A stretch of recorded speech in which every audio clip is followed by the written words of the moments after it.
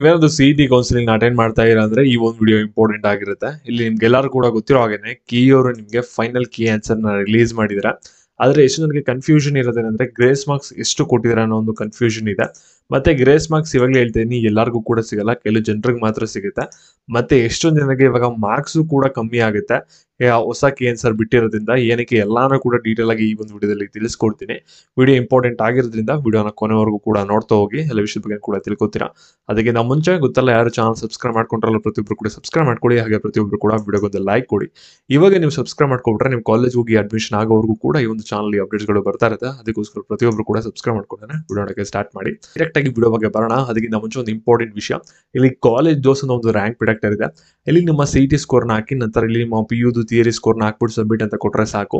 ಇಲ್ಲಿ 2024 ಮತ್ತೆ 2023 ಡಾಟಾ ಪ್ರಕಾರ ಇವಾಗ ನಿಮ್ಮ ರ್ಯಾಂಕಿಂಗ್ ಎಷ್ಟು ಬರ್ಬೋದು, ಸಿಇಟಿ ಒಂದು ರಿಸಲ್ಟ್ ಬಂದಾಗ ಅನ್ನೋದನ್ನ ತೋರಿಸುತ್ತೆ.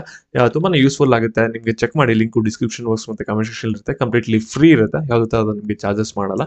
ಇವಾಗ ನಾವು ಡೈರೆಕ್ಟ್ ಆಗಿ ವಿಡಿಯೋ ಬಗ್ಗೆ ಬರೋಣ.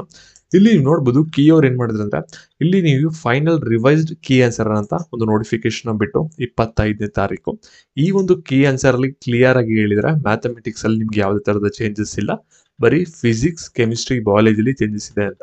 ಇವಾಗ ನಾವು ಕೆಮಿಸ್ಟ್ರಿ ತಗೊಳ್ಳೋಣ. ಇಲ್ಲಿ ಕೆಮಿಸ್ಟ್ರಿಲಿ ಏನಾಗುತ್ತೆ ಅಂದ್ರೆ, ಇಲ್ಲಿ ಚೇಂಜಸ್ ಆಗಿದೆ. ಫಾರ್ ಎಕ್ಸಾಂಪಲ್ ಇಂದ ನೀವು ಯಾವ ರೀತಿ ನೋಡ್ಬೇಕನ್ನೋದನ್ನ ಫಸ್ಟ್ ತಿಳಿಸ್ಕೊಡ್ತೀನಿ ನೋಡಿ. ಇಲ್ಲಿ ನಿಮ್ಗೆ ಸಿಇಟಿ ಕ್ವಶನ್ ಪೇಪರ್ ಬಂದ್ಬಿಟ್ಟು 16 ವರ್ಷನ್ ಅಲ್ಲಿ ಇರುತ್ತೆ. ಇಲ್ಲಿ ನೋಡ್ಬೋದು A1, B1, C1, D1 4 question ಇದೆ. ಮತ್ತೆ ಇದೇ ರೀತಿ ಇಲ್ಲಿ 4 ಇದೆ. 4 into 4 ಅಂದ್ರೆ 16 ಆಯ್ತು. A1, A2, A3, A4 ಇದೆ. ನಂತರ B1, B2, B3, B4 ಇದೆ.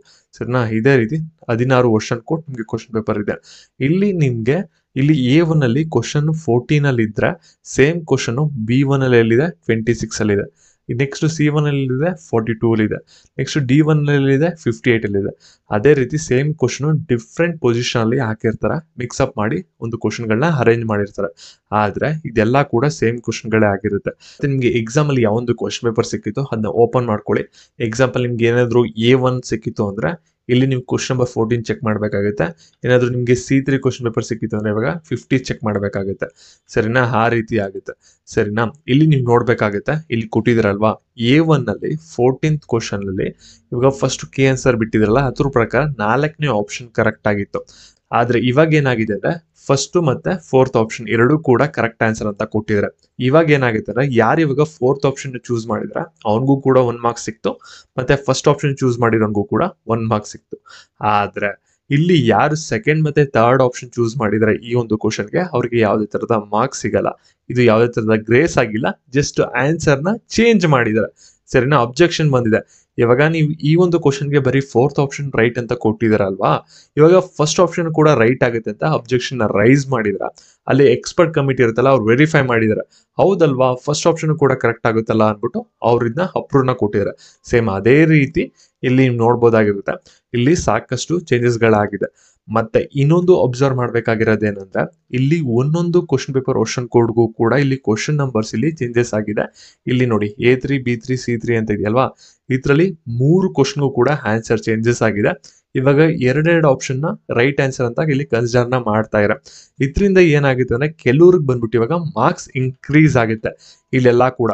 ಸರಿನಾ? ಇಲ್ಲಿ R ಅಂತ ಕೊಟ್ಟಿರೋದ್ರಿಂದ ಹಳೆ ಆಪ್ಷನ್ ಕೂಡ ಕರೆಕ್ಟ್, ಮತ್ತೆ ಹೊಸ ಆಪ್ಷನ್ ಏನ್ ಆಡ್ ಆಗಿದೆಯಲ್ಲ ಇಲ್ಲಿ 4 ಅಂತ, ಇದು ಕೂಡ ಕರೆಕ್ಟ್ ಆಗುತ್ತೆ. ಈ ರೀತಿ ನೀವು ಚೆಕ್ ಮಾಡ್ಕೋಬೇಕಾಗುತ್ತೆ. ಮತ್ತೆ ಕೆಲವ್ರಿಗೆ ಮೈನಸ್ ಕೂಡ ಆಗುತ್ತೆ. ಎಕ್ಸಾಂಪಲ್ ಇಲ್ಲಿ ಫಿಸಿಕ್ಸ್ ಅಲ್ಲಿ ನೋಡಿ, ಇಲ್ಲಿ ಏನಾಗಿದೆ ಅಂದ್ರೆ, ಫಸ್ಟ್ A1 ಅಲ್ಲಿ 34ನೇ ಕ್ವಶನ್ಗೆ ಥರ್ಡ್ ಆಪ್ಷನ್ ರೈಟ್ ಆನ್ಸರ್ ಆಗಿತ್ತು. ಅಬ್ಜೆಕ್ಷನ್ ಬಂತು ಒಂದು ಸ್ಟೂಡೆಂಟ್ ಕಡೆಯಿಂದ ಆಗಿರ್ಬೋದು ಅಥವಾ ಲೆಕ್ಚರ್ಸ್ ಕಡೆಯಿಂದ ಆಗಿರ್ಬೋದು. ಇವಾಗ 34ನೇ ಕ್ವಶನ್ಗೆ ಇಲ್ಲಿ ಥರ್ಡ್ ಆಪ್ಷನ್ ಅಲ್ಲ ರೈಟ್ ಆನ್ಸರ್, ನೀವು ರಾಂಗ್ ಕೊಟ್ಟಿದ್ರ ಕೀ ಆನ್ಸರ್ ಅಲ್ಲಿ 4th ಆಪ್ಷನ್ ರೈಟ್ ಆನ್ಸರ್ ಅಂತ ಹೇಳಿದ್ರ. ಇವಾಗ ಕೀ ಅವ್ರನ್ನ ಎಕ್ಸ್ಪರ್ಟ್ ಕಮಿಟಿ ವೆರಿಫೈನ ಮಾಡಿದ್ರ, ಹೌದು 4th ಆಪ್ಷನ್ ಕರೆಕ್ಟ್ ಅನ್ಬಿಟ್ಟು 4th ಕೊಟ್ಟಿದ್ರ. ಇವಾಗ ಥರ್ಡ್ ಆಪ್ಷನ್ ಯಾರು ಬರ್ದಿದ ಅವನ್ಗೆ ಇವಾಗ ಅವ್ನಿಗೆ ಮೈನಸ್ ಆಗುತ್ತೆ, ಮಾರ್ಕ್ಸ್ 0 ಬರುತ್ತೆ ಈ ಒಂದು ಕ್ವಶನ್ಗೆ 34ಗೆ. ಆದ್ರೆ 4th ಆಪ್ಷನ್ ಯಾರು ಸೆಲೆಕ್ಟ್ ಮಾಡಿದ ಅವ್ನಿಗೆ ಇವಾಗ +1 ಆಗುತ್ತೆ, 1 ಮಾರ್ಕ್ಸ್ ಸಿಗುತ್ತೆ. ಸೇಮ್ ಅದೇ ರೀತಿ ಇಲ್ಲಿ ಫಿಸಿಕ್ಸ್ ಅಲ್ಲಿ ಇಲ್ಲಿ ನೀವು ನೋಡ್ಬೋದು ಕ್ವಶನ್ಗಳು ಚೇಂಜಸ್ ಆಗಿದೆ. ಒಂದೆರಡು ಕ್ವಶನ್ಗೆ ನೀವು ಚೆಕ್ ಮಾಡ್ಕೋಬಹುದಾಗಿರುತ್ತೆ. ಮತ್ತೆ ಫಿಸಿಕ್ಸ್ ಅಲ್ಲಿ ಮಾತ್ರ ನಿಮಗೆ ಗ್ರೇಸ್ ಮಾರ್ಕ್ಸ್ ಸಿಕ್ಕಿರೋದು. ಇಲ್ಲಿ ನೋಡಿ A1 ಅಲ್ಲಿ ಫಸ್ಟ್ ಕ್ವಶನ್ಗೆ 4th ಆಪ್ಷನ್ ಕರೆಕ್ಟ್ ಆನ್ಸರ್ ಅಂತ ಕೊಟ್ಟಿದ್ರು, ಆದ್ರೆ ಅಬ್ಜೆಕ್ಷನ್ ಬಂದಿದೆ. ಇಲ್ಲಿ ಯಾವೊಂದು ಆಪ್ಷನ್ ಕೂಡ ನೀವು ಕೊಟ್ಟಿರೋದು ಕರೆಕ್ಟ್ ಇಲ್ಲ, 4 ಆಪ್ಷನ್ ಕೂಡ ತಪ್ಪಿದೆ ಅಂತ. ಅದಕ್ಕೋಸ್ಕರ ಏನ್ ಮಾಡಿದಾರೆ ಅಂದ್ರೆ ಇಲ್ಲಿ ಗ್ರೇಸ್ ಅಂತ ಅನೌನ್ಸ್ಮೆಂಟ್ ನ ಮಾಡಿದ್ದಾರೆ. ಸರಿನಾ? ಅಂದ್ರೆ ಫಿಸಿಕ್ಸ್ ಅಲ್ಲಿ ನಿಮ್ಗೆಲ್ಲಾರ್ಗೂ ಕೂಡ 1 ಮಾರ್ಕ್ಸ್ ಗ್ರೇಸ್ ಮಾರ್ಕ್ಸ್ ಸಿಕ್ಕಿದೆ. ಸರಿನಾ? ಮಿಕ್ಕಿದೆಲ್ಲ ಏನಾಗಿದೆ, ಆಪ್ಷನ್ಸ್ ಗಳು ಚೇಂಜಸ್ ಮಾಡಿದ್ದಾರೆ, ಆನ್ಸರ್ ಗಳನ್ನ ಬದಲಾವಣೆನ ಮಾಡಿದ್ರೆ.